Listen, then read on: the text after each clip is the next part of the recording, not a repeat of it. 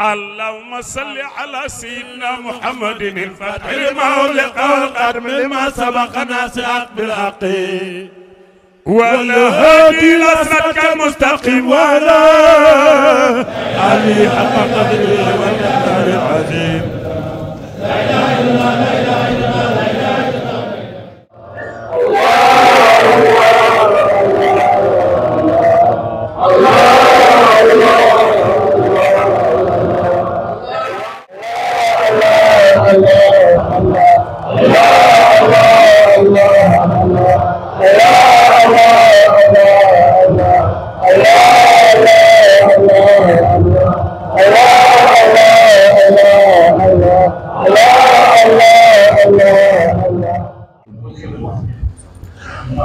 Cerno Beydi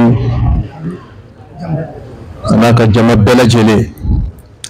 ka fara karamo mun biano Cerno Muhammad Munir Dramé ani Cheikh Tiani ka kalanden korobo mun be kene kayano ani islamo mun be kene kayo bela jele ko ka afo Cerno e ka bismillah ka bora ka so andana ka so Cheikh Marka duya ka dude kube bismillah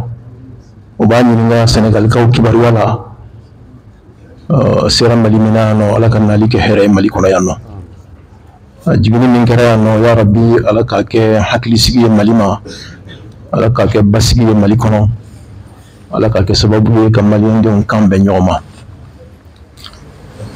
Cerno Beydi ko ka ba ka so ya nya ka so di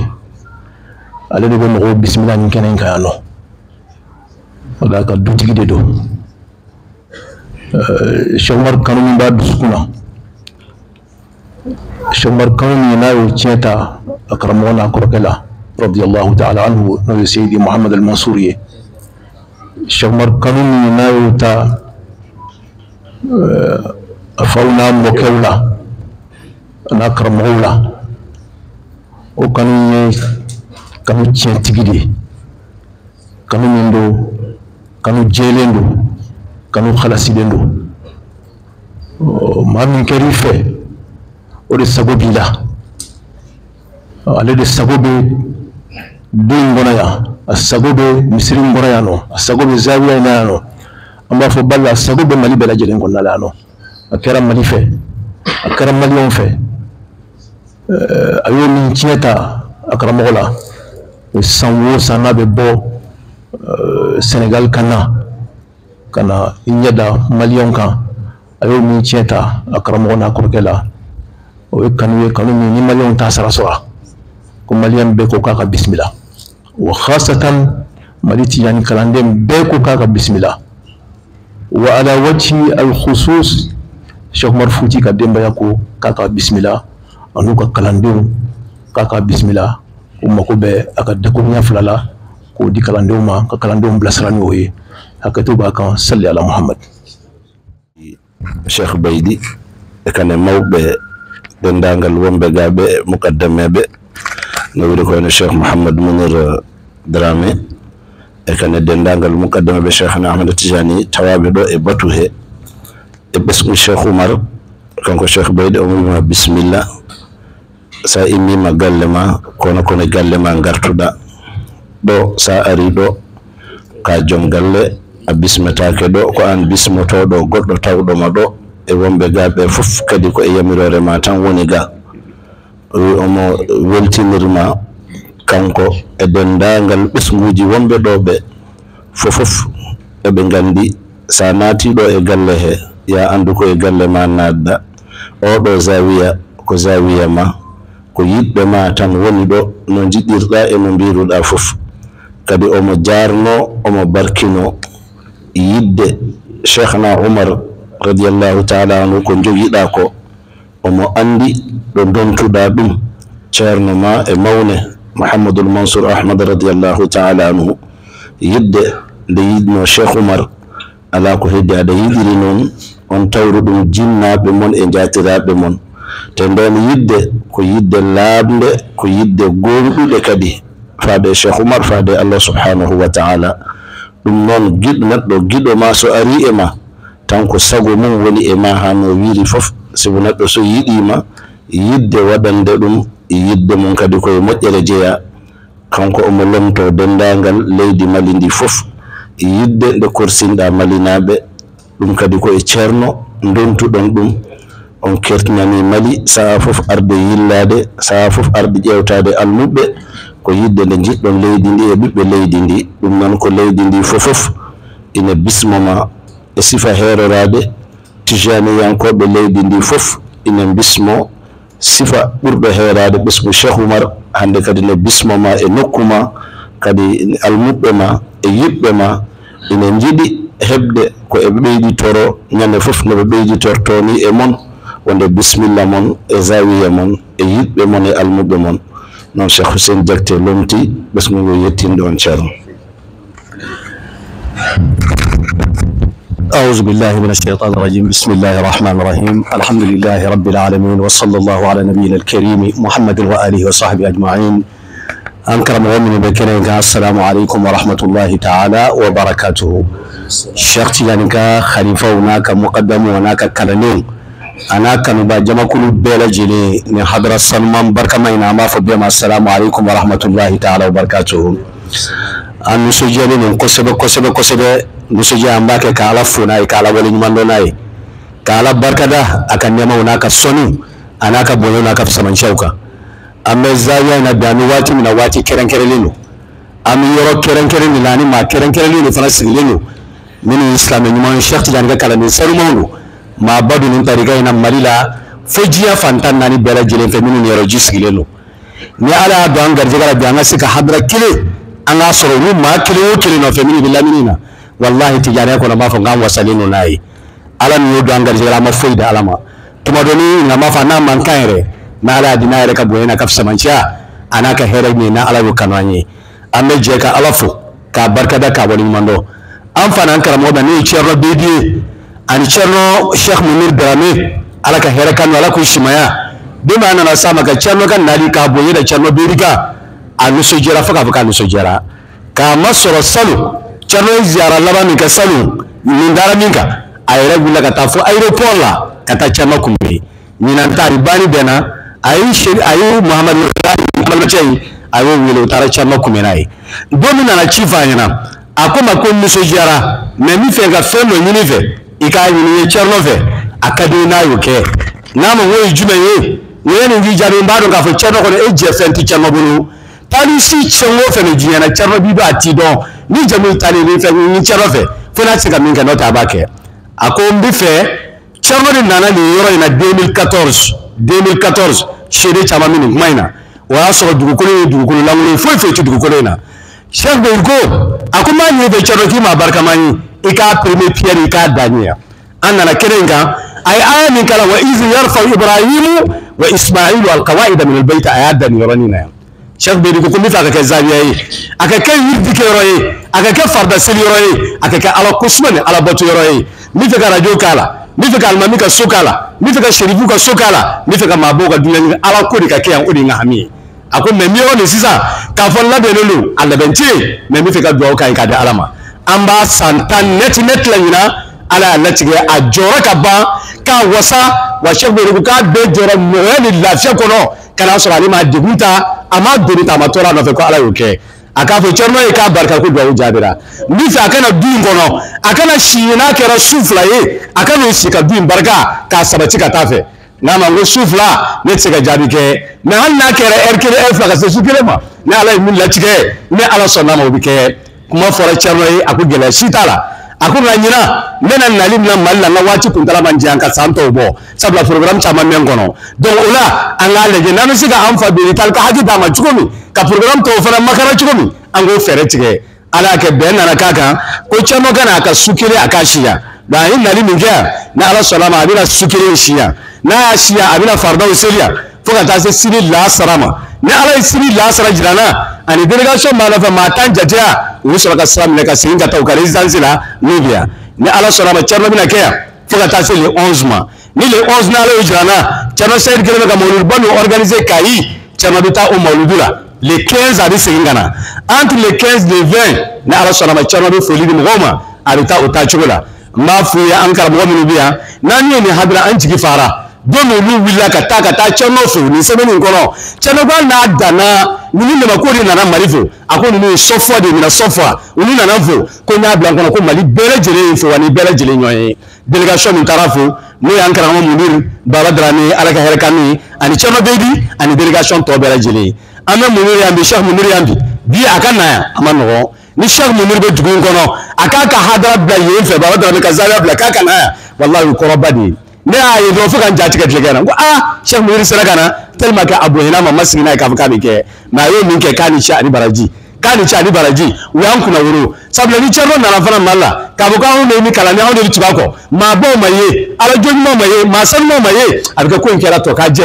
me na yi ni ka ba wallahi an jigi fara an lafiyara miso jara wan kuna wuro fana amma fu ala ku sara herba ubanye joro na joro ala ka sabati ala ka barka da nula ala ka nuwa sa shi jani kenani lafiya da ala bolo ya rabbi ala ko di anoma bara in bere jire ala ka bere jire kun chanya herla ma be fami hina na herla jiya fara la haraka da ala de subhanahu wa ta'ala asiba yi wala dili fo jai ala ko kanyi an ana wili sigina fuka rasul ala ya fara bere jire ma ala bere jire kuna dia anna masa wa nan karamo kana la yini bere jire sabati dunya wa akhirah ya rabbi ala mukala aman karamo Sheikh Hussein Jektefu amma fo bismillah ni kare chernoy akere cherno ka delegation yi akere la shirifu yi akere an karamo bawi kan bere jire ngolo kono kan nuso jara Sheikh Bayri ka foli salama Sheikh Baba Munir Baba Dram ka foli salama talu si bere jire mi jere la an bere jire foli anamine ay mi vo cherno na la juma bi nyonje o ti ko dugule ni ne sanforo ne wudi mi cherno bo o sanforo o be na cherno na na to to ta fo dege mere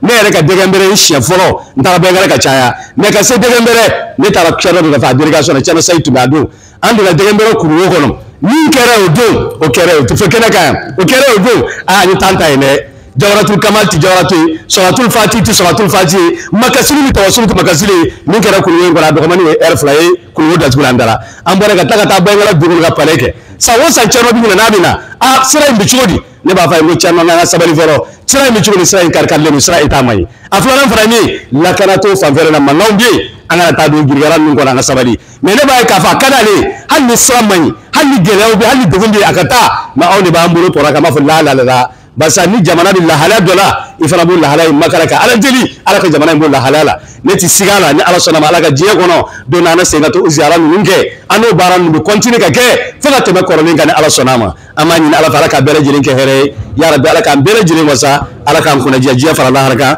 ko cɛrɛma k'a ka bisimila. Cɛrno ko halisa ka lakurayali kɛ ala ko la tabaraka wa ta'ala a bɛ lakurayali k'a la. Cɛrno ko o tɛ wasa kɛ.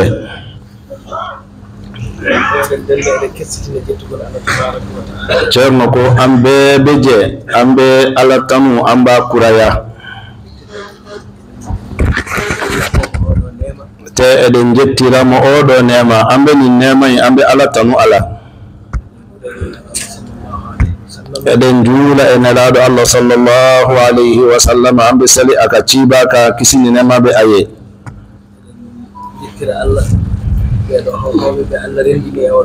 Eden jettira Allah ɓeɗo hohoɓe ɓe Allah rendine oɗo batu an ɓe ala tanu ni ma ba minu ni ala yu fara ñogon ka min sigina ceerno wino Cheikh Hamza wini ɓeɗo ndendata e nokku tawi koye dow mere ako Hamza ya fuccugomi min ma ba minu te fara ñogon ka yorola ka soro ko gansa en Allah rendintaɓe ɗo kadi sababude mere ala tu fara ñogon ka yan fana gonsana ceerno wi ɗum waɗi eɗen ñaagi Allah tabaraka wa taala amɓe ala tanu min ka sekorotaliɗo amba deli kala njorto moƴƴo ko jogiɗen hen ngam yan numan fefe ni jigiya min banna ala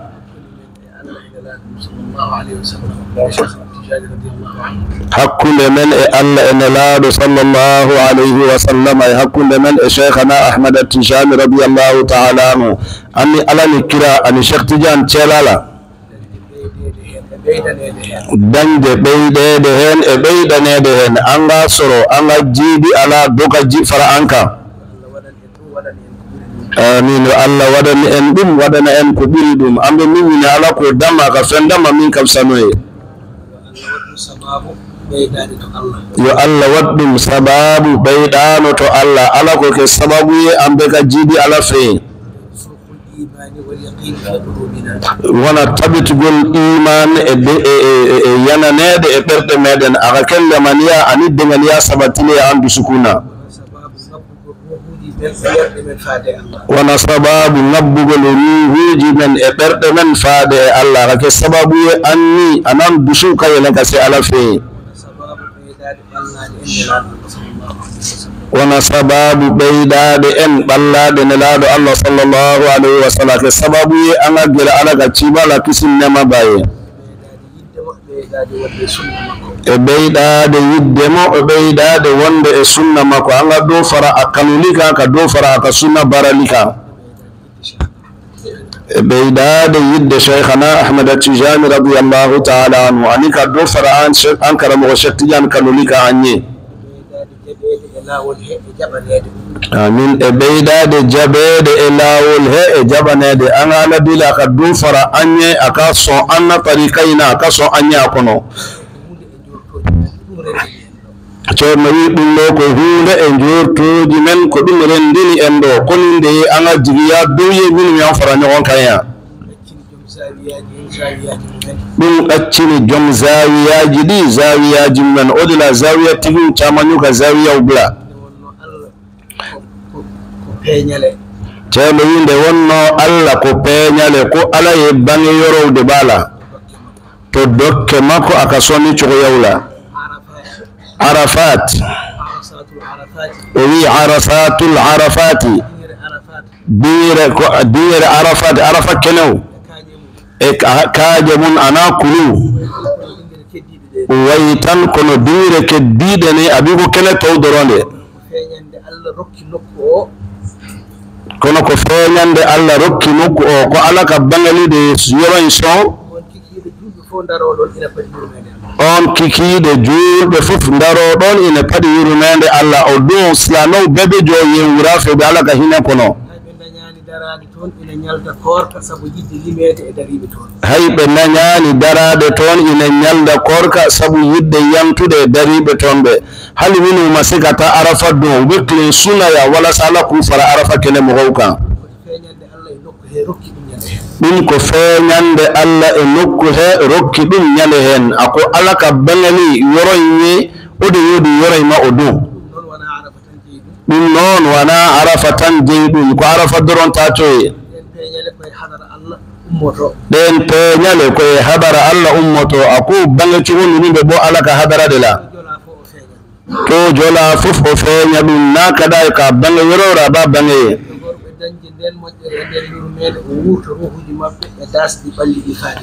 jogorɓe dañde yurmede makko o sogga ruhuji mabɓe e ɓalli mabɓe yahande ɗum on nokku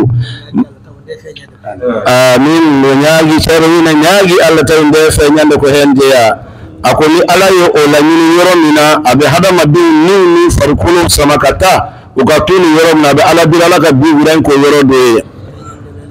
feñande welede Allah ka diyanga bangeli feñande yurmede Allah ka hina bangeli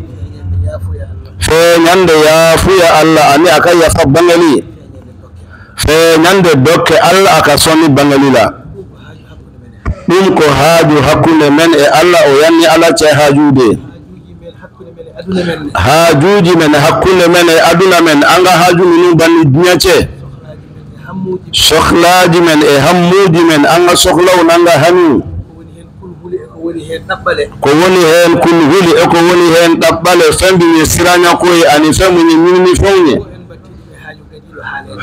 min ceerno wi fof en batti ɗum e haaju gadiɗo haaleɗo o kañum beke haaju folo min fora konnala amin fof yo Allah rokku en hen ko ɓuri ko jortiɗen hen ala kan son fenna ala min ka bunkatemen añuni fenka Allah ne waawi ɗum yo Allah waɗani en noon ala bisola ala ko kañe fitinaji gondi e nder leydi he fitna minuɓe jamanayi kono e kulhuli gondi e nder leydi he siraña minuɓe jamanayi kono e tiiɗallaji e caɗele gonde e nder leydi he geleya ani dogu minuɓe jamanayi kono fof ko jarabi tan Allah jippini ɗum jarabi yowde ɗo ala e ala jigi ceerno wi eɗen ñaagi Allah e barke ɗiɗo jortoji aɓe ala bili nun jigiyami nun be kama amin yo Allah itti ɗum e leydi he ha laaɓa ala ka min taka bo jamanen kono fof ka jeeya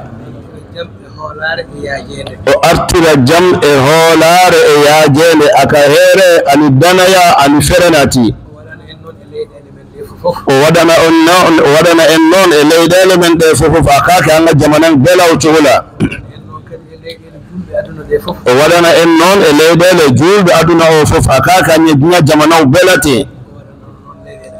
o waɗana en noon e leyɗele aduna ɗe fof akake duña belate cohla ceerno wi ɗum fof ine heƴa e dokke Allah o beɓe ku ala ka mara sonni kono wa amma zawiya o ceerno koni zawiyay gilande anniya o lelnete ngan yayde daddumi tawi fof tawnama hen a be ngan yara kono ɗum Allah rokki en tawama ɗum ɗone kadi ala yan sobi an ɓe nabbi fanama eɗen ñaagi Allah tabaraka wa ta'ala ceerno kaɓe ala deli min ka sekorota lendo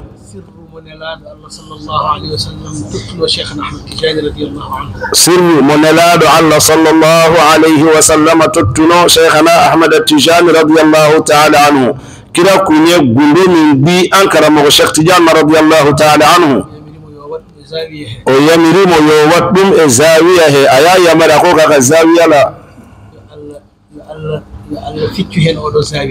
amin ceerno yo Allah feccu hen oɗo zawiya e ngal ɗon gueɗal ko ala gani zawiya en so on yoro ñogonala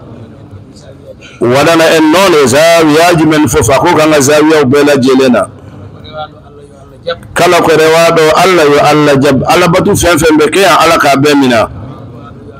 kala ko duwaɗo yo Allah jaabo fenfe ni ala dilla ya ala ko bi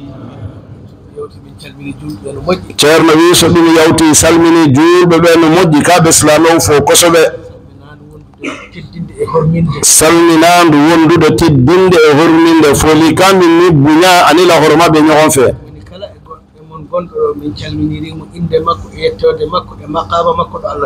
moni kala e mon gonɗo ɗo ceerno salmini ɗum inde mum e yettode mum e darde mum nde Allah darnimo nde ma kilin mbiya ceerno ko e be fo ittola i jamula ani joyoroni ni ala yo dima wi fo be kono ceerno wi eɓe gardini hen ahlu beyti rasulillahi sallllahu alayhi wa sallam ɓe kilaka sumogo bula foli kay ñefe kamɓe goni annora batu o olude sigi noro wiye min deftini hen ɓesgu cheikhana Umar radiyallahu ta'ala anhu aɓe cheikh Umar gaddimba yala tugu ola radiyallahu ta'ala anhu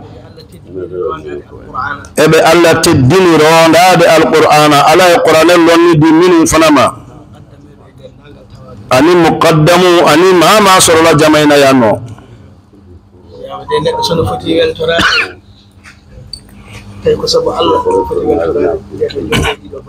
ceerno wi neɗɗo sone foti weltorade sabu Allah ne foti weltorade ɗiɗo batuje ɗeɗo jeese ako ni ma kanka ni sodiya ala kama i kanka ni sodiya ni sigi ani ma minu ñadaw kama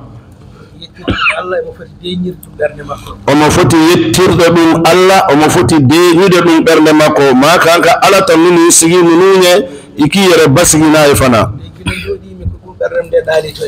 ceerno wi gila jooɗi ko ɗum ɓernde makko nde ɗaalito e batu he ko kabira sigiɗa addu sukumɓe koodi fe jamayna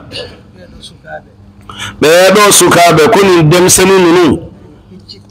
hecciɓɓe demseni fitinu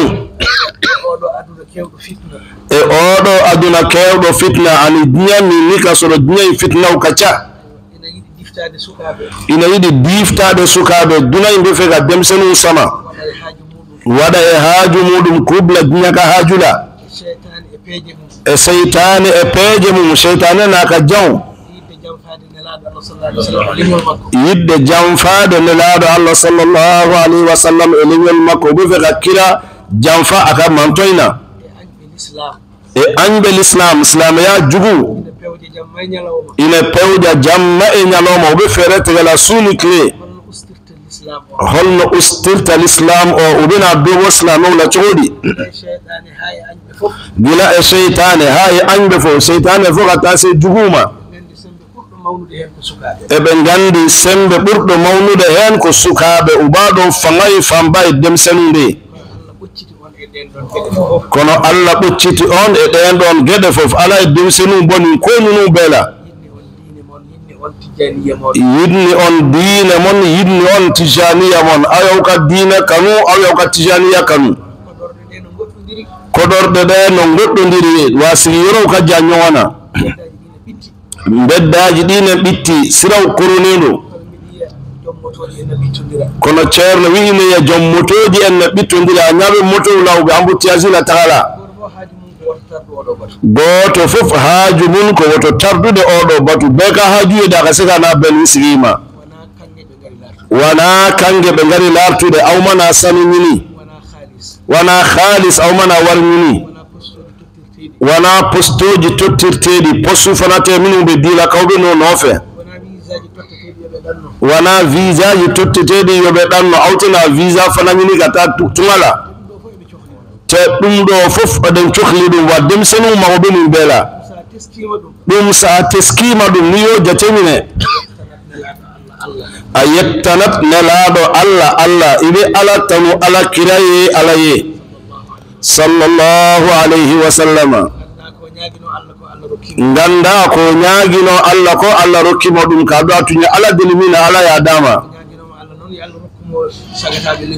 o ñaaginoma Allah noon yo Allah rokkumo sagataɓe leñol makko a tuña ala deli ko ala kam man toyi funanke num dama o wi Allah rokkimo ko ala yi a dama ko barke on du'aw rokki en dañde ɗum ɗo o du'aw barkade añen wisoro amin ceerno wi Allah tabitin min tabitina on ko ala ka an sabati kaw sabati mawɓe ne ɗo kono ko onon sukaɓe ceerno haaldata ma koro mawɓe ande ceerno kaɓe kumala demsenude fe nde wonno jortoji maɓɓe fof ko e mon woni caggal Allah ko ala ko fe jigiyayi aw demsenu nde yo Allah sendin on ala ka fanga dawma yo Allah sellin on ala ka keleyadi yo Allah waɗi e mon barke ala ka barka ɗo demsenuna yo Allah waɗi e mon barke ala ka barka ɗo awla kala ko tardinta fefende mawla sumaya ma ko bonnata cukaku mimɓe demsini sababu demsini ha tiñe fof yo Allah dandu on hen ala kan nawɓe kisi ama hay basal ne tardina ko haali fantañaɓe mala sumaya hay ɗum yo Allah dandu on hen ala ka be kisi fantañama ceerno wi nde fukkitande de pokkiɗɗon awyo min sinta ñamin ta sisa amin yo Allah rokku on yettoyade to paɗon awɓe tayoromi ala kawñuman se tinnoɗe tan ayaw jiro jabiron kaɓɓon daɓile mon ha tiiɗa aw kaw cesiri fof ka geleya neɗɗo so yeehi ha yiiti gonga ni ma tara fiye ñaye heddi tan ko nangude hen a tore gatti ñayde minegoro ko ɗum waɗi nelaɗo Allah sallallahu alaihi wasallam ko yen ngatir ɗum ceele meɗen kokkira ko kanga akkini antaka juuɓe nange diina mon nangon tijaniya mon ayaw ka diina mina aw ka tijaniya mina ngone e pin hakkille ɗoɗɗo e alhaali ko gonɗon e mum ko ay hakkille jeelow tanin koyna alhamdulillahi oɗon ƴoƴi oɗon kakkile o wi yetto ceerno ko ala tanuna aw kakke hu hakkili bawla on hakkille kutoroɗe ɗum e diine mon ayo hakkille ke koko diine en mbara son on kutorima noon awdu ñoke ka ɓan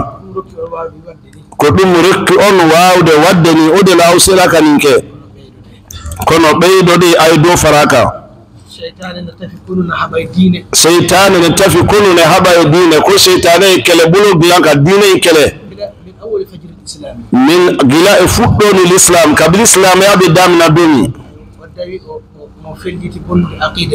o dawi omo felliti bonnude aqida julɓe a wilille aɓe fe ka silaɓe ko addu suku nasiru tiña o naati e fasikeɓe adduna fasikula o wahyiɓe bonande aye bona jigi o hakkiliya ببيبندي الله ببيبندي إن الله صلى الله عليه وسلم يكلون دا الله كان كذا كتشيبكا جول ببتشي سلامو كلا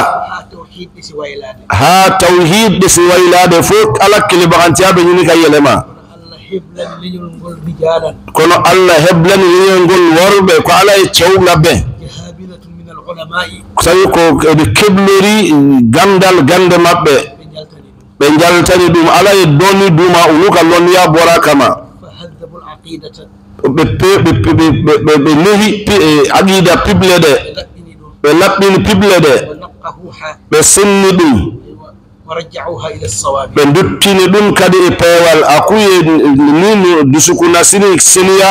ويا غلا قبل سرا كلينيكا usera bimbawi senu de gonga e fenanda we kaloni tunya bonyo wana be alla yedi yadu de gonga yadi e gonga o ala minu so uni tunya taranyo onfe majjube be keddo di e fenande minu tunna rube kalona gilatu arwande kabiri daminala kalande gonga hestiti e der dine nit nyai kura yara dine la dono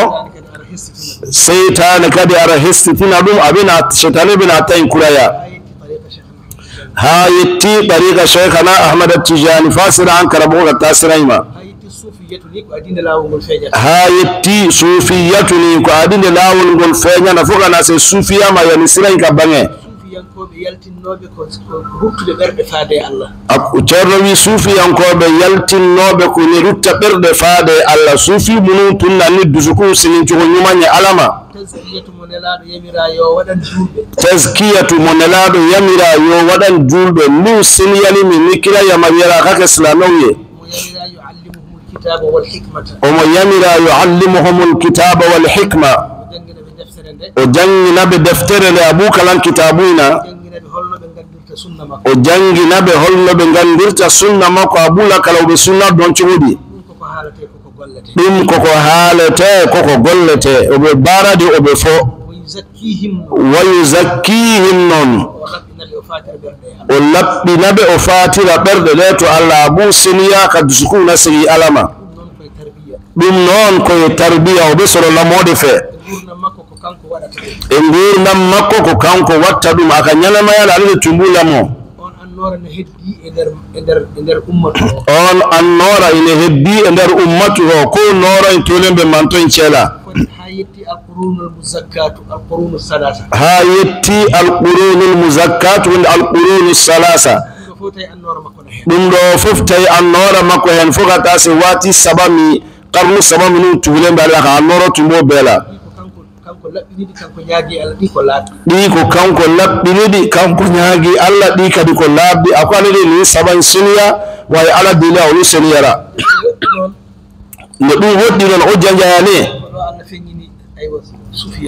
ko ɗo Allah feññini suufiyankoɓe odla ala e suufi ceɓaw bange janginde deftere e hikma ɗum ine heddi ulama o enne mbaɗa ɗum وديك كتاب كلا أنيكا ولا كلا دوني كلا وبكوكه. تزكية النفوس وتصفيتها. كنت يهان كريم كما ورب إنجرا. إنجرا دائما جوتو درين الله صلى الله عليه وسلم. باطنا كما أندو سر ينهر. شان وي كنا تزكية النفوس وتصفيتها. دم تي أمهبلني دم ورب. باطنا من جوكندي إمكو إبندي النار مكو إبنها تقولني. faade Allah e on sifa akoko ngan nu seniyali anika nu la kolo ko che kere nonde tumbe minu ni alekira ka gundo bula noro de anuche ube mantoy lamo ku dusuku ngiyan kata alama ɗo woni lasli sufiyatu ceerno wi ɗum ɗo woni lasli sufiyatu koni nde sufiya lasliye ganduɗo ɗum ine andi ɗum mo anda ɗum majji ɗum on ɗo nahdande feeñi ceerno wi nde nden leƴƴande feeñi ako wati bangele nde nden ummande yalti tumami o bangay willa seytane kadi Allah addi karra muɗum seytane yaka jawnati jam fi hen kadi ay jam faw kala ceerno wi ko wonno laslu sufiya ko koko heewi hen kadi bonna sufiya lasli tuye mi o camantiña o fanala غلو ناتين يدا سعود أكونو شعوذة توجي ناتين أني جنفو دونا كونو kono hatta be alla labbini be ben kam keddodi e gonga hebbi e gonga e ala e minu seniya o luturat nyaka hala wal tijaniya kadi feemi fu tijaniya nana balle kono kangol kadi ngol feemi e ngari ngol ari hestitinde felo adan gongo ako tijaniya fana nana abena sira folo la kuraya nala sallallahu alaihi wasallam wadi hani himme mun e sembe mun ala kiraya ka himme anaka fanga do ala o joto ndiri e shaykhana ahmad at-tijani radiyallahu ta'ala anhu ali shaykh tijan jera tagalde o yili serembe moddibe fof shaykh tijan kene ga karamo on nyimo be jenyo nyaka ba tuggi maghrib ha makkah ha madina kabri marok fu makkah madina kala do moddo wonno do ma nyuma fefe to be franchina o yettondiri e mudum anu sera nyoma onne kadi leddima sembe ruhu makko o fanaye aka ruhu fanaye ala kono tay alla na mabtani mo nelado Allah sallallahu alaihi wasallam ala tunkirdo kali yoro mara ala kirabulo kisin na mabaye hande o gayni ngunjilo aklale o yala in bela ko don nelado Allah sallallahu alaihi wasallam feñindiri e makko ala kirab bangera e otumale o yamiri mo yo joddin ko jogino ko fof fefen tumbabura ko aka bebla andini mo hankatin ko kanyum woni cerro makko kanyum nehata mo ayala loniya ko alekilende ya karamo hoye alekilende mena tarbiya kanyum lelni lawol tijaniya kira rabi tijaniya labbe cerno wi kanko jom pible en o haaldata kaɓe kumala dusuku nasiri tigude fe mi haaldani keddiɗo nona ko towsani oni to kumala kadi mede yaafimo yo wi ko yiɗi ko fof yo yeddu ko jola ko fof cerno ko ale yafalendo a tigima nimi ñadiya a ko fo nimi ñadiya ko soso a ka soso onehimo o rokkimo lawol ngol ay Cheikh Tidiane namo ay sira indama o depti lawol ngol o nehiri ngol almubbe makko Cheikh Tidiane e sira sura aka kalandu namo akono te e ngol leli e dow deftere Allah wa sira indalendo alaka kitabude ka e ngol leli e dow sunna nelaɗo Allah sallallahu alaihi wasallam kilaka sunna fanaka hay hunde e maggol lundaki deftere e sunna ako feyta kono mime kitabu ali sunna fo nyon ko ya kala ko jiida ton ko biata ayani dum e deftere walla ayani dum e sunna namno andube mabbe kolle cerno wi kala ko jiida ton tawi ayani dum e deftere ayani dum e sunna namno andube be kolluma do dum woni e deftere ma holluma do dum woni e sunna kono fofof maggol ko deftere Allah ni fen fe tiyani yala ke mo faamu Qur'an la ali sunna la ki ga doni kala woni ka u ba woni la Qur'an yoro min do cerno wi e ngol mopti non bel wettoji ko lani so di yala umba kono ina beltina kono di komtata u be nani so di ali ke a foyte ko negani balade ala ko homtata aha ko alete ma nega ala ko homtata kala ko nanda ton ko ina nanduma e kompugol ni e fen meyi ibolo ko negani dum ko an woni mo nantidaki wala a haalanaka ko Cheikhna Ahmad Tijani haali ko min fora edi ma me kanya wala min fori o to Cheikh Tidiane ka kumaye radiyallahu ta'ala anhu nde wonno kanko omo andi ko arita yeso ali bado min ale nyefe omo andi ko heptuno l'islam o to arwande ma hepto lawol ngol kadi abado islam ya daminala min ku nyasoro bena tren soro dum wado uddi den damude fof ayo danu no betugo o haali kongol goto la kuma kan kelin fo ngol tan yoni hujja o doro wasala dalluye wi kala ko nanoy don e am nawye fen fen me ko nyaafo wanda mi wi wala mi wadi wala mi yamiri ka fo ni ko ne yafo wala ne yamariya di ala wala nyaake pese dum bi mizan shar'i kauka suma sariya pesellana yewe holno dum wadi e sariya aya fulani sariya be chodi so hawri na bena ngolle aya bara so hawrani nama be sariyama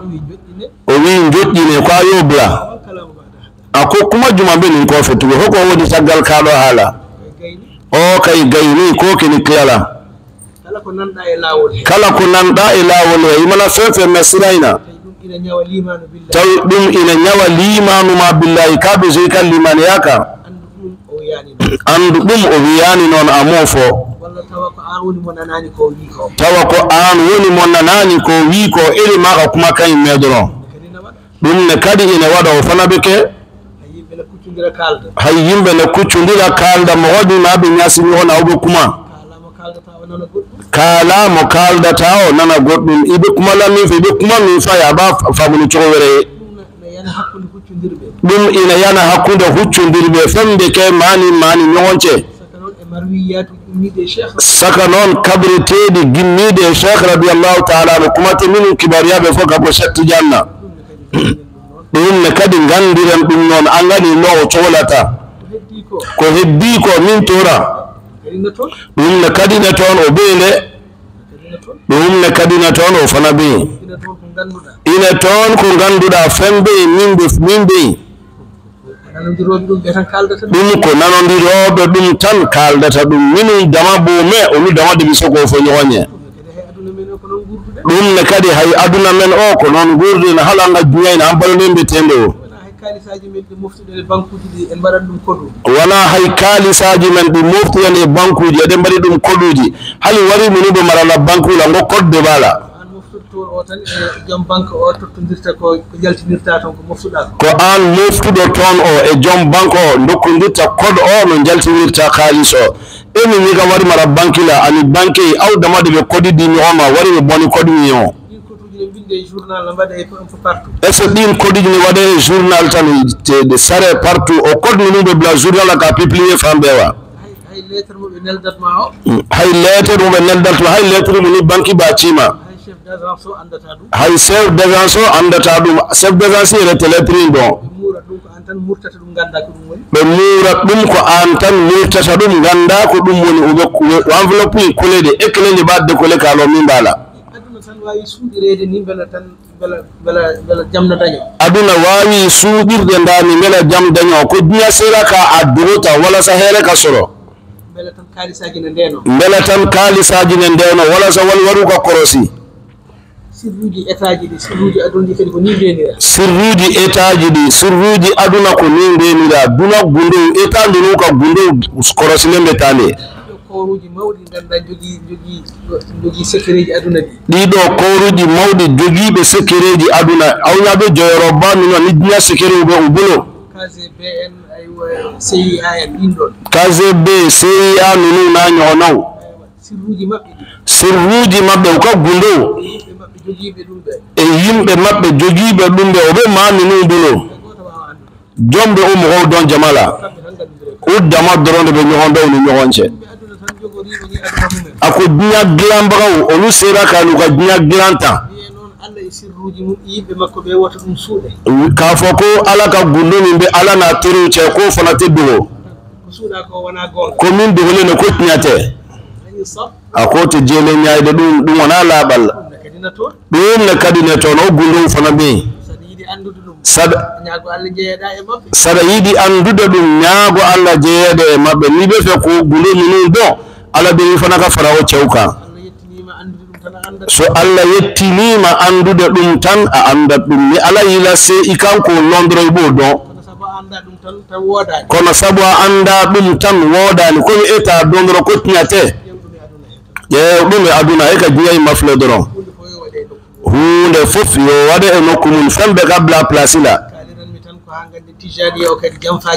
ceerno wi haaliranta en ko ha ganden tijaniya o jamfaaji ne hen kanga don tijaniya bi ubega janfaw do ala sukabe be buri jeyde wasiya o ko demsenu ladiri kawni awtade ceerno wine heewi haalande en ɗum wati babe min fo anye arwande haaju maggol ko ruttude neɗɗo o faade laawol ngol arwande haaju maggol ko ruttude neɗɗo o faade Allah akon siray kala ñini fulo ko hadama be giyan kala se alama de ɓernde ma nde o ruhu ma o ibbu suku anin ni sinumay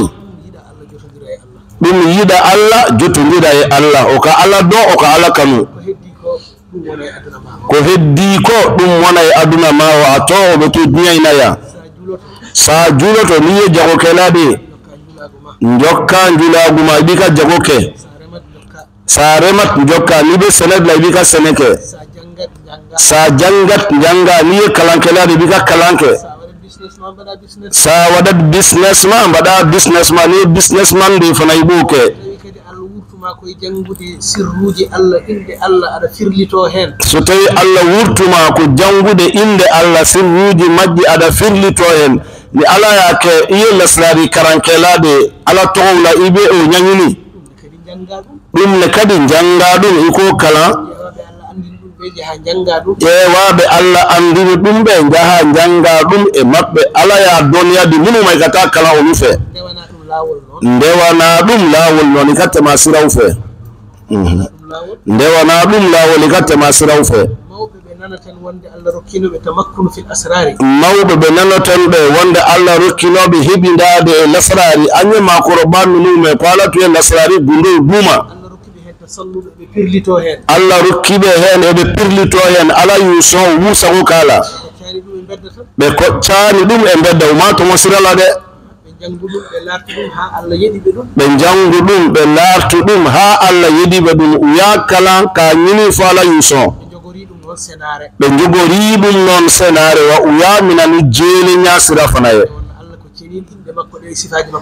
nde wonno Allah ko ceniɗo inde makko e sifaji makko fof ko ceniɗi ko ala ka senu a togonaka sifa yawɓe senuyande ɗum ne kadi ine waɗe kono ganda kadi ɗum ko bange laawol ngol ko bange gande lasrari ko bange ko siray ani lasrari te kilenye siray ba damana lasrari ba damana mbasa jiɓodirde ɗum ikana son ka flañagami jiɓodirde ɗe jiiɗa geɗe peesirde so jiɓodiri tan fo jiɓoto ko min kan ka sumalike ni onu ñagamina a boɓe ñagami ko ɓetete ɗum ɓetete fe min kan ka suma oɓe suma min kan ka peese oɓe peese nga niyu ñagami ñogona on sa a wasnu o fof firtoto ko a kiloɓe ɓe ñagami ñogona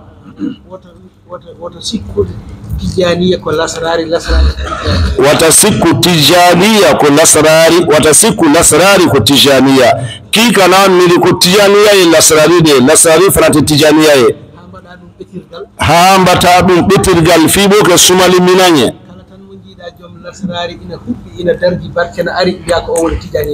kala mo jiiɗa joom lasrari ine huɓɓi ine dardi mbiya ko on woni tijaniyanke pil imana lasrari karamogo miye jama ba nofe sebaye iba fo konde tijaniya haqiqaye kelontere ceerno wi o wiyani o wona tijaniyanke pil amma fo ko tijaniya pirtere kono ko lasrari makko rokkimo ɗum aka lasrari de nin feyndama tijaniya makko kadi wonko rokkimo tijaniya fana e doɗama wata yi tijaniyanke jogiiɗo tijaniya celluɗo kana tijaniya deña kene maɓe mimbolo jungo makko heɓtani caggal makko a bolota kosoro o ala otoji o ala galleji duta bolo moblita bolo mbiya oɗo tijaniya makko timmani koni ka tijaniya dafalinte ɗum ceernen ɗum kanga o luboñogona wat feere ha ganda holko woni tijaniya holko tijaniya yiiloto e ma addon tijaniya e muña amma oɓe muna ila sa andi ɗum hankatin a yahani ɗum eyo donc ɓayi yo ñini nanga ha tiiɗa i kamina fo kaja ko heddi ko do jitta fof jiloroda mojjere ato ibe here fani yoro nyini yenno so tawi ko almudagu e inde Allah jidda batta dum hen nikalande nya ani ala tode kadiye ibo kala ife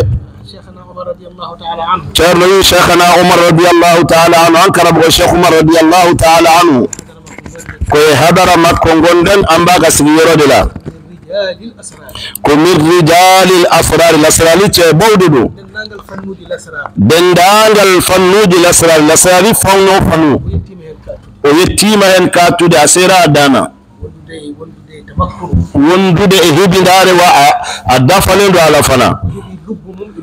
o hebi lubbu mum e lubabu mum asira adona goni balala kono non kasa jangu defte makko de aka kitabu nunu kala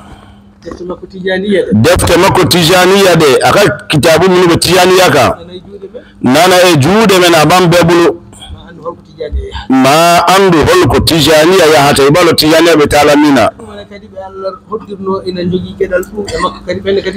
dumane kadi be Allah hoddirno ina jogi gedal e makko benne kadi kebi dum wa lonni toy ma yere ni tum mabola o fana yusrafe hen hunde fof ile lokumum abekele ngile mbadamana andu dum tan mbasa jibo ndir dum kiko doy kana nyani yona de hande non fo jibo ndir bikina nyabe nyani yona Charles wi ko sukabe be ko an dem senu e almube yilotobe Allah kalande munube ala nyunina ina jidi kadi danje surare aduna o faka duna sutura soro ko be buri wonde khabar e ndedo hunde ko lude jorona ko ni koina kono fubi Allah hebbito alaka be soro tindirgal burgal yodde Ceerno wi Tijani yanke o yo wad fere ha o wona tindirgal burgal muddude Tijani yadde kake mayi laddegili numado solomina woto kaben e hay goto anni ma sika nakele woto dugden e hay goto anni ma sika na mankanke woto yeddendir e hay goto anni ma sika na susolike tawde ana andi ko Allah rokkuma ko alay min bi ma ebo don gandal yananede bengal yallo ni be elawla dum yo yana o kay wasa jokkoda juldo fo islam be kaje njida juldo fo islam be kanu teddina juldo fo islam be bunya na juldo fo ikam islam be nden to da kadi ande juldo ki ko islam be jugu yala e anyandemo ko Allah rokkimo ni ala hele kayo kanu juya dum kam ina sharta e der lawol he o sharti be tariqaina sardi batto wa sappoina ya sarti tannanina lengo Sheikhana Umar e wabe no makko Sheikh Umar ya a tartibuka kironi anyata hay juldo goto anyanta dum ite islamasi juya itaka hele fanan konya atajota komo atikkanta komo tikkere dunigol e tajugol dunigol e titigay bal maslamena ite fulu ala fulu aniti wen so yami nabe janya dum charli enen kan yamiraado yen jokkondir e julbe fo aw yamar yarani islam bedi kaje hayso goddo wadani dum an kam jogo anniya wadde dum nde wonno l'islam hande dum buri wonde jarabi mawdo de jarabi la bele baybi serdude julbe ka islamo fara dum non ko fere shaytan e fere ande l'islam kambe abana mbada fere no do dindira uludo ka fereti ko beje todi nyane fof nana fedde hesere doodi be tonkura do tome hay kambe pelle mawde de yin tomba nunu leydele mawde de jamana banu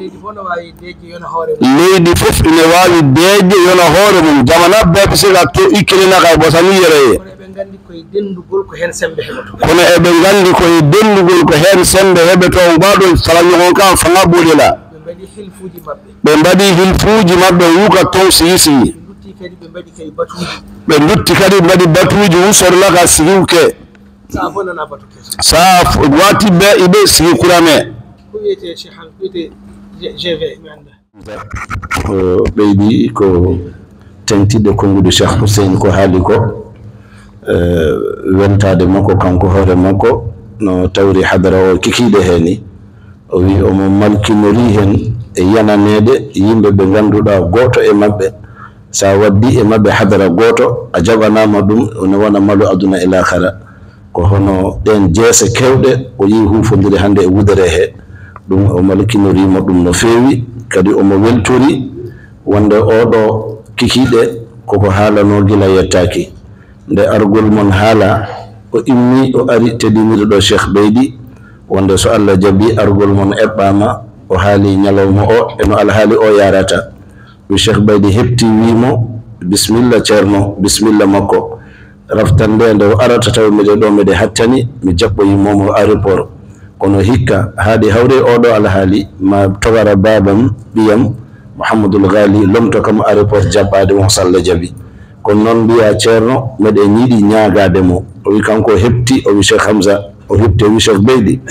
no gandirmi ceerno ni taalo tan ñaagomo ko wawi o jaɓata wasde wadde so na taw o wawa saka noon ano ko jiɗɗa ñaagade o wi o ñaagi wonde ko an arno ɗo 2014 tawi ko boowal karawal tan woni ɗo Cheikh Beydi wi ñaagimama ya fawmo tuufere oɗo nokku woni anniya makko ko wadde hen zawiya ko wadde hen ko jippule sherifaɓe e wadde hen almami nokku oɗo walata kono hande noon mi joganaki ɗum hay hunde so wona tawi ko feere mum e anniya mum kono mbaɗa du'aw nde Allah timminta ɗum tawi alda e caɗele o wi Allah e wonde moƴƴo noon on do on ñalawma du'aw waɗa bismillah Sharif Al Hassan bi Sharif Mouhamadoul Bachir mo Sharif Mouhamadoul Habib mo Sharif Mouhamadoul Mokhtar radiyallahu ta'ala anhu ay bismillah mballe Sharif Abdourahmane ay mbaɗanno ɗon Sharif Jonde ɗo sere ceerno sajjade Sharif sigi gaña ode kadi ceerno sigi inchallah haydara o wi on betewe a fawi tuufere nde aɗa yamiri jangude ayda wa id yarfau ibrahimu lqawaida min albeyti wa ismailu aya o janga ha gasi ko heddi ko an andi anniya e sirru mo pawirɗa hayre nde hikka timmini ɗum duuɓi 10 kala konngol ngol Cheikh Beydi haalno Allah timmini fofof ha gasi o wi Cheikh Beydi wimo noon Allah timmini ɗum e sifa ɓurɗo newade e sifa ɓurɗo moƴƴuɗe e sifa ɓurɗo hoyde haydara o tinani hen e caɗele fof Allah timmini ɗum ha gasi so Allah addima noon tawi nokku ne wayi noon o yiɗi ko ngara mbala e nokku he hayso ko jammaji ɗiɗi njuula farillaji ɗi e zawiya he o wi kanko o hepti o wi an kam sa ñaaguima mbiɗa andi ceerno salantakoma kono noon ƴeewen alhaali ceerno o hikka no faɗiri ni hay tawi ko jamma goto o heɓa walde farillaji ɗi o juula e zawiya he o wi ɗum on anniya noon woni ko adda hande kikiɗe golle mum fuɗɗa joni wonde o ma ceerno wonɗo ha takkusan janggo caggal juulal takkusan on sa ceerno e dental mum rutto jippude maɓɓe to o wi so wonama ɗo haale 11 so Allah jaɓi anne ina joga yaade kay mawlidi mon gonɗo toon o yaade hawri toon e julɓe wadde on mawlid so artama le 15 wone ɗo kadi ha le 20 e nder hen yindire e julɓe ɓe wayno fuɗɗo waynodirede so Allah jaɓi wonde ko ebba Cheikh Hamza no wiiri ni o wi ne jeeya ko ɓuuri weltindemo tawde mo ɗo hohoɓe ɓe o wi oɗo Munir Baba Dramé omo andi ko neɗɗo derɗuɗo e zawiya bammum kikiɗe aljuma hay hunde accintamo wasifa toon o e hadara toon o kono o wi kanko nde o yi on tan o ɗingi o wi jam koyne jarana Munir accude zawiya bamu no abbo ga o ɓerde makko nde deeɗi o andi nde hunde kam sikka ala ko Allah ine hen o weltori e yiide on hen Cheikh Hussein Jakite o jarni on ɗon konngol ngol lomti dental ngal fof bismade on o wi Cheikh Hussein e nder haala mum ko setti wonde yidde mon e Cheikh Oumar o wi kanko omo wona seede mum sibu hitande nde Allah hoddiri o yamtodira e mon e golle he nden hitande taw ko eden jogi lawol faade degembere o wi kanko leydi he o jibina o yehi bajangara laabi kewɗi kono o meeɗano ya degembere ko nden hitande ko an yaadi e makko ha degembere nde ara ha e degembere wimbo wonde naata ko golla toon ko kanko wawa haalde ɗum gila e salatul fatihi ha e jawharatul kamali ha e ko jokkora ɗon e cheikh oumar eko cheikh oumar haalda ɗon ko fodde waktuji ɗiɗi nokku o no wayni kanko omo andi on sirru omo jogti ɗum omo rehni ɗum e mon o wi nden e joni hitande fof omo andi kala nde garɗon ɓerɗe mon ɗe ƴoogi ko yaade toon ko alhaali leydi ndi e laawol ngol e rende on ɗon hurum tan haɗi o wi kono omo moƴƴini jorto e anniya ma Allah addu ñalawma tawi laabi ɗi e deyre nde e laabi ɗi fof feewa ha jehen kadi mbaɗi hen ziyara men degembere o moƴƴini on ɗon jorto kadi omo welti e kikiɗe he ɗum o yidno fawtude e konngudi serembe ɓe. Wassalamu aleykum wa rahmatullah. Bekirengere to mi sega to nola doron ngaw ko an fanga tigu dama ayna anga fara ñogon ka wati ɓe ɓe kurame foga se an ta minuma CEDEAO men toon goɗɗum kadi wona toon CEDEAO kono dowreɓe kelli tuguni ako laƴeyte foyi anga sega fanga sorode ko sabula fara ñogon ka fanga bodela kono seytane dari tan ko julɓe yo ceetu tan seytane ko waɓe islami fara farade doron ɓe ko tijaniyankoɓe ni yo tijaniyawye ɓe ko wahabiyankoɓe ni yo wahabiyawye ɓe ko suufiyankoɓe ni yo suufiye ɓe ko salafiyankoɓe ni yo salafuye usul kaw shi'iyankoɓe shi'aw ceerno wi fof ko ummati muhammadin sallllahu alayhi wa sallam ɓe kila kam mantoyde ala ko seytane yiiloto hen sona haalo en seytane kala ñiyodoro anga laafude l'islam kam lo'ata islamiyate laafude kono julɓe ne loyi islame o ɓe laafu goto fof ine andi hande julɓe ne loyi beɓaɗo ɓe islame o laafulendo ɗum ne kadi nana heɓa tijaniya o fanade ɓe ga tijaniya en soro sa ɗum waɗi caloɗen ɗum anga bawma goto fof yo tottu goɗɗo jungo o be ka tigadi balmama goto fof yo urno goɗɗo o be ka akolaɗi ke balmala eɗen koyna seyɗane saabu eɗen daɗodira amɓe seytane la malo anga kanda ñogonala eɗen koyna ange l'islam taw eɗen daɗodira amɓe islam ya jugu fanalla maloya kan ankune ñogona ceerno wi sa wi ko neɗɗo ma o wayanma no jiɗɗa ni jokkoɗa e makko a jokkotako hay goto an kay fellit ɗum kam ni ko fof karsa ka ñaadi wala sa neka je kinimo ko teje e ka décidé doron ko haddema ko an pellita rokkudemo ɗum a yi jemina eɗi taydama so toñima jaafoɗa na bagarima ka yafama sa toñimo atini jafundamo ni ere fillaka bagama e bora kalama yafade laafe so haɗima sa dañi dokkamo na yijje ni eri tan soro adama pellita jokkade e makko iɓa ñini inaka jeetanin sohla so juuti na jeñana ko julɗo ko moƴƴo islami ñumandu ko fittandu tan fali ani duŋoduronde ɓe ka bali ka seyma saɗa moƴƴana mo ñande fof ni eɓe ñama duŋoɗum so ɓooyi tan o hersete na men aɓe na maloyma so ɓooyi kisa o yidma na men aɓe ni kanu mbatten hen hakkille no moƴƴi kana hakkili tonna kosoɓe jokkodiren anga tugu ñogona korumodiren anga ñogon buña moƴƴo fof mo jiiɗa hormin ɗum nanama ñuma fefeña hormañini ganɗo fof mo jiiɗa hormin ɗum nonni kela mi miyaye a buña wata wi ko ceerno ma tan kana fone karamogo doron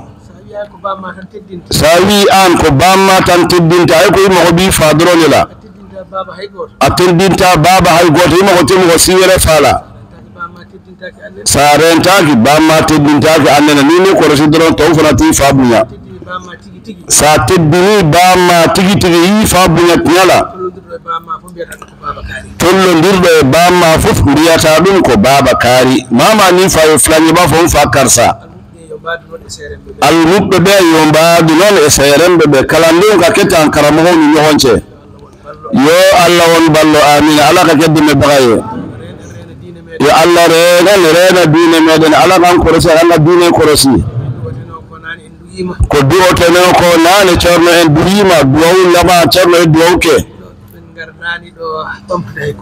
cerno wi min gardani ɗo ɓamtude konngol gotol kummanayi an kuma kan kilin foli kama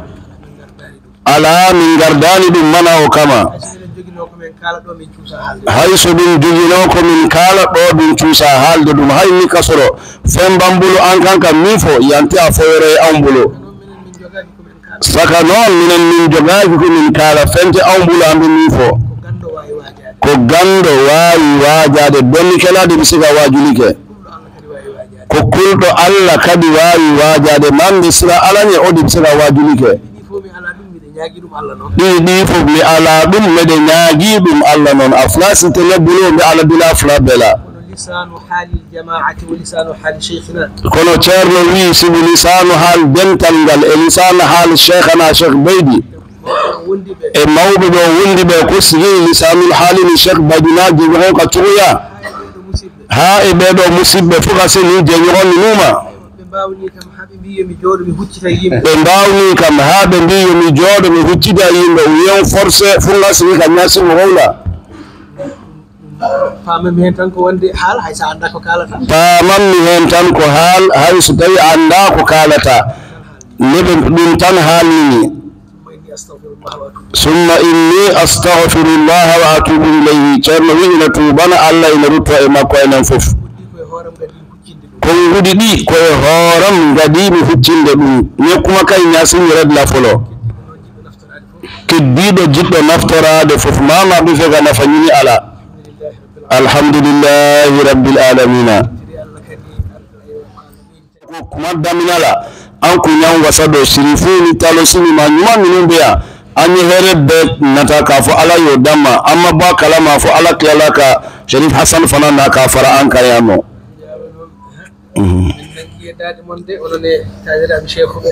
cerno wi Sharifaɓe ɓe e tamiraɓe Cheikh Oumar o nangi e dade mon ko sirifuni sectal mo de mun be kawka biroki kolba bulore tuggi e hooram ha mo jiyami ɗo ko fof jogi haajuji ko ka damna ne yerela mama be beni haaju camande nana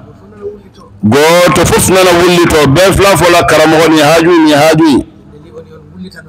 awa ceerno wi mili on yon wullitanomo Allah kaye awti aw kaka cila se a seyerola aw tugu ñogoñani aw mo kewye ala kakala fabandini nati ala kaka fabandini nati ceerno wi en piptaki moƴƴere Allah noon ɗum kam enen fof ndento annan korosi kan jigilatike alala ko ɓitti fof amana koron cogo rento yettade fittade moƴƴere Allah kana son ki jigilatike alala koy ɗum juulɗo rentoto ɗum islamaki korosi wala yo Allah betti en moƴƴere mum ala kan junaka heere wiye min haysu la nahtasib alhamdulillahi rabbil alamina هذا وآخر دعوانا أن الحمد لله رب العالمين.